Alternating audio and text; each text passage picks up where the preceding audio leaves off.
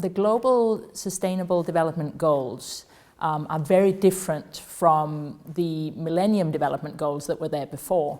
They are holistic, they are human rights based, they deal with inequality, and particularly when it comes to inequality, that's where the new focus needs to be.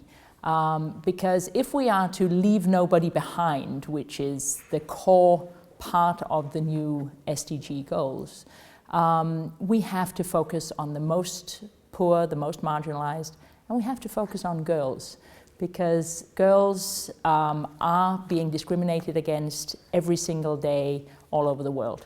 I think there is a lot of motivation amongst the corporate sector and governments for achieving the Sustainable Development Goals. The momentum is very high right now. And we need to seize that moment of collective effort to move forward. But we also have to accelerate transparency, accelerate trust, because partnerships are not easy. So we have to take some pretty bold and courageous moves, all of us, to work with new partners and to put our issues on the table, get over whatever differences we have, and then seize the moment.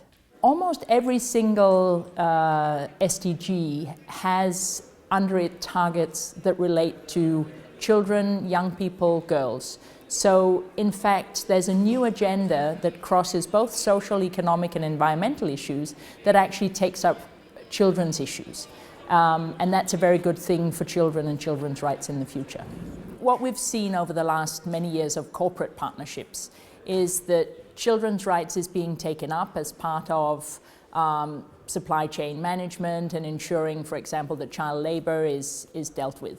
But what we're interestingly seeing now is that child's rights is becoming a larger issue, that corporations are seeing the enablement of rights for everybody as a core piece of doing business. So not just their business, but really creating that enabling environment in the countries where they work to have everybody grow and prosper.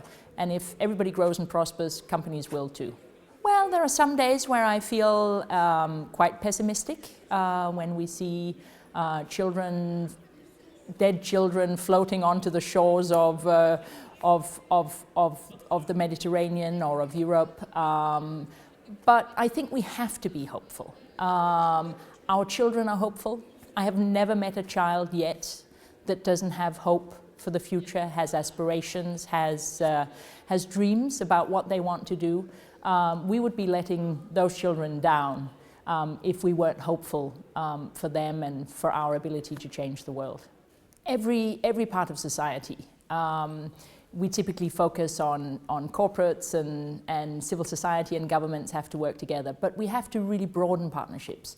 Religious leaders, community leaders, parents, every actor in society, and most importantly, the children themselves have to be engaged in the partnership so that they can express what their needs are so we can move the agenda forward. That's when real partnership will happen.